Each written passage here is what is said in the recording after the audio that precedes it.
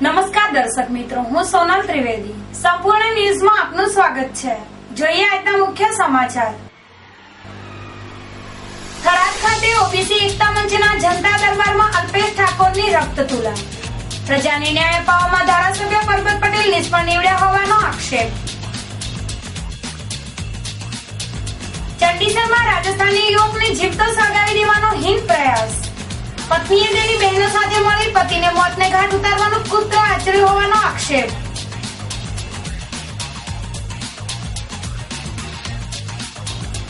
Palanpur LCB પોલીસે chain સ્નેચરોને ચોરીના બાઇકો સાથે ઝડપ્યા. અગાઉ ઢગલાબંધ ગુનામાં સંડોવાયેલ આરોપી પોલીસ સકંજામાં.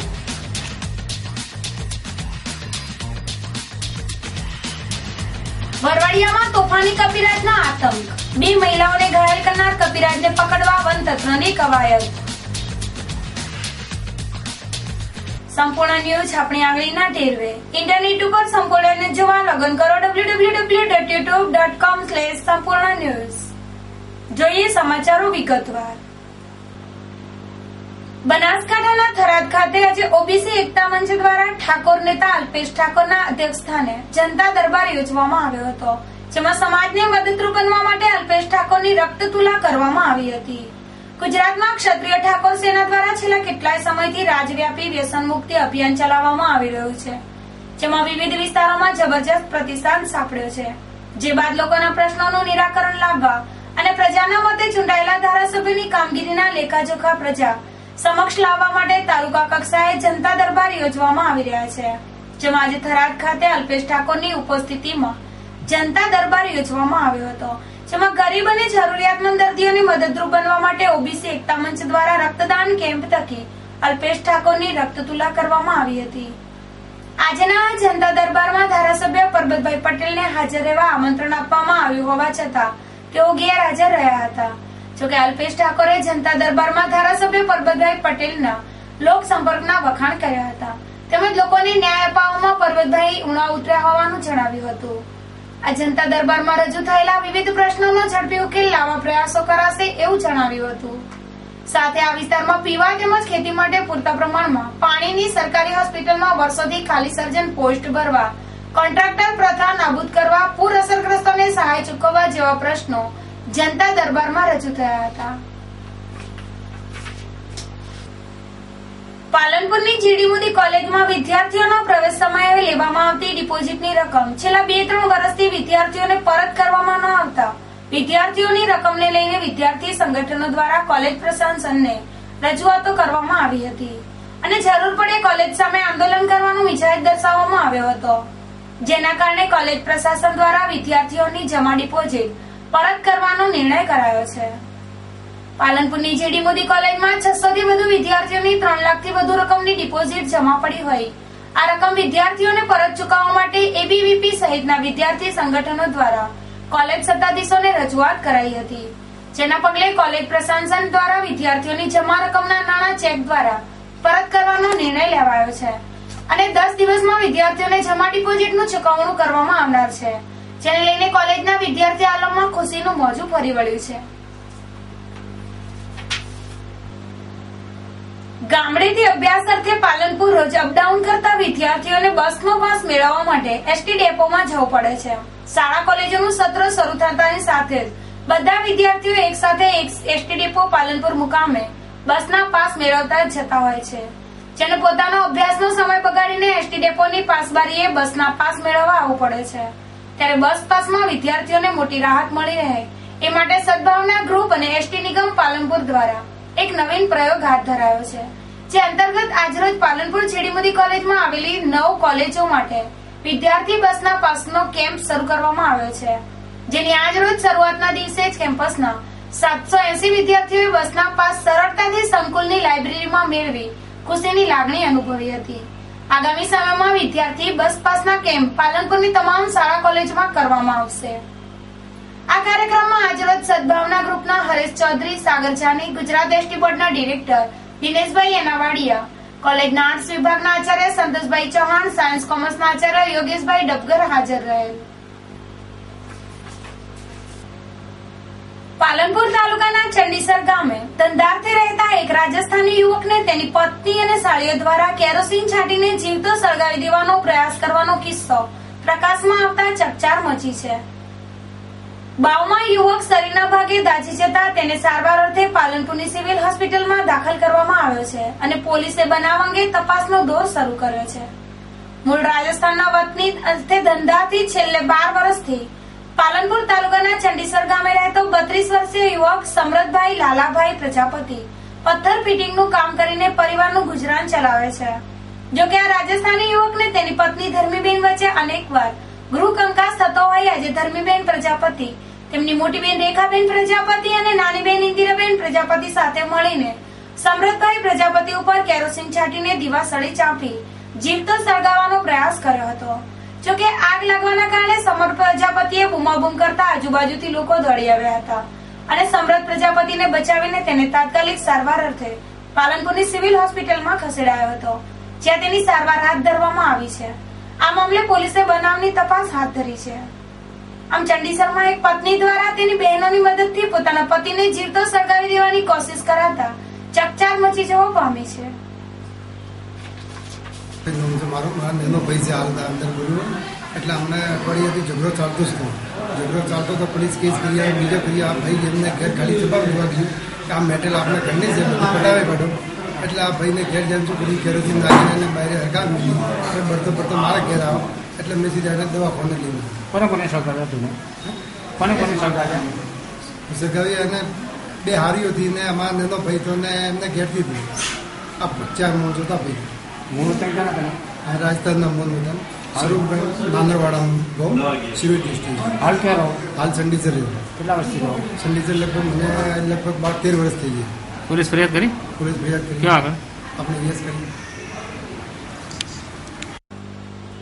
પાલનપુરની લોકલ ક્રાઇમ બ્રાન્ચ પોલીસની ટીમે રીઢા ચેઇન સ્નેચરોને ઝડપી પાડીને તેમની પાસેથી ચોરીના 3 બાઇક કબજે કરીને વાહન ચોરીનો ભેદ ઉકેલ્યો છે. પાલનપુર એલસીબી પોલીસ મથકના પીઆઈ કેજે પટેલ, પીએસઆઈ એસ બી ચૌધરીએ વિવિધ ટીમો બનાવીને જિલ્લામાં વાહન ચોરીના બનાવો અટકાવવા માટે કાર્યવાહી હાથ ધરી હતી, જેમાં અગાઉ વાહન ચોરીમાં પકડાયેલા ઈસમોને રાઉન્ડ અપ કરતા પાલનપુર પંથકમાં અગાઉ ચેન સ્નેચિંગના ગુનામાં સંડોવાયેલા તત્વો ઉપર વોચ રાખવામાં આવતા અશોક રામજીભાઈ બેલધર રહે જીચકા, તાલુકો તારાપુર બાબુભાઈ ધીરાભાઈ ચૌધરી રહે ચડિયાલી, તાલુકો લાખણી અને પ્રકાશ ઉર્ફે પક્કો ખેમરભાઈ જુડાલ રહે ખોડલા, તાલુકો પાલનપુર વાળા પાસેથી ચોરીના 3 બાઇક ઝડપાતા તેમની અટક કરવામાં આવી હતી.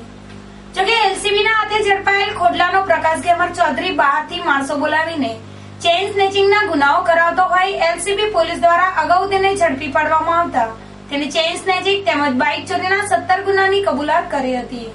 બાદમાં તે જામીન ઉપર મુક્ત થતા પોલીસ દ્વારા તેના ઉપર વોચ રાખવામાં આવતા પોલીસને તેના પાસેથી બીજા 3 ચોરીના બાઇક મળી આવ્યા છે. જોકે બાઇક ચોરી અને ચેઇન સ્નેચિંગના આ રીઢા આરોપી પ્રકાશ જુડાલ સુખી સંપન્ન પરિવારનો છે અને તે મોજ શોખ માટે ચોરીઓ કરતો હોવાનું પોલીસ સૂત્રોએ જણાવ્યું છે.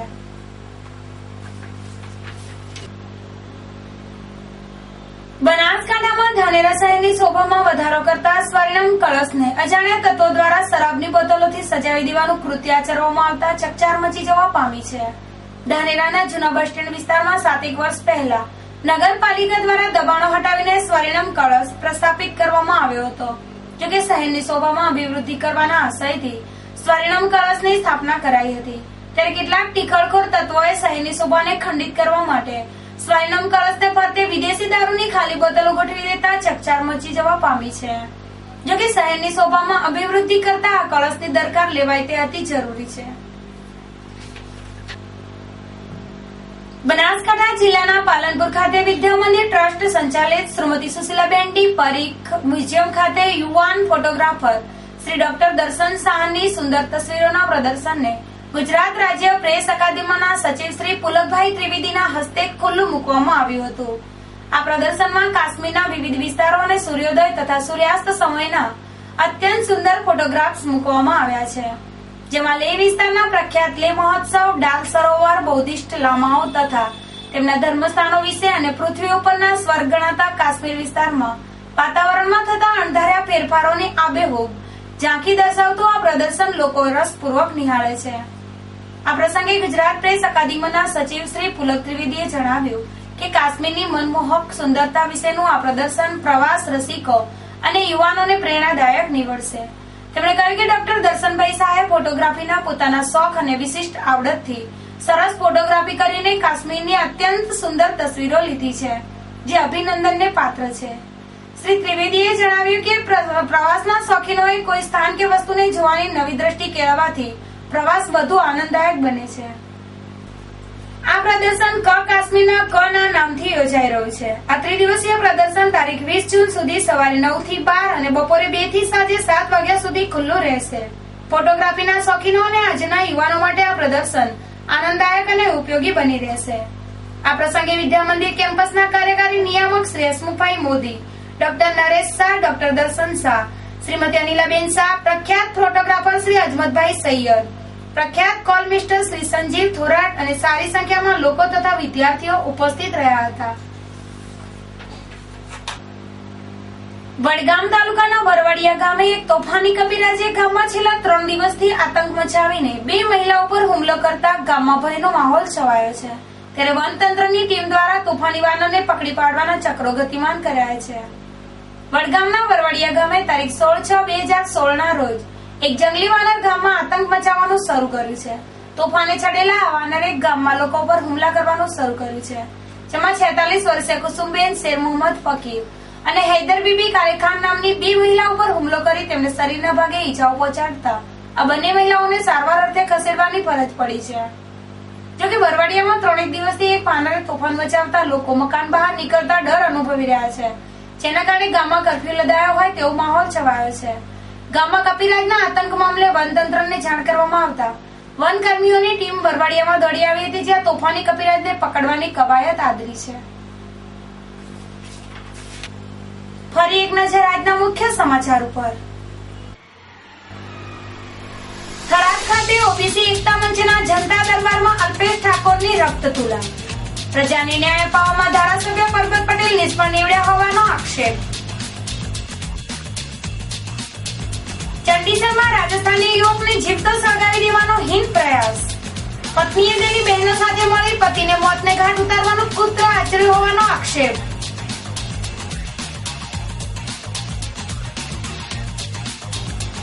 પાલનપુર એલસીબી પોલીસે ચેઇન સ્નેચરોને ચોરીના બાઇકો સાથે ઝડપ્યા. અગાઉ ઢગલાબંધ ગુનામાં સંડોવાયેલ આરોપી પોલીસ સકંજામાં.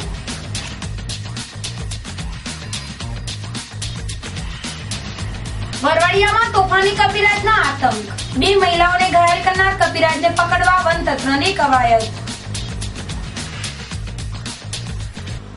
આ હતા અત્યાર સુધીના સમાચાર. વધુ સમાચાર સાથે ફરી મળીશું. નમસ્કાર.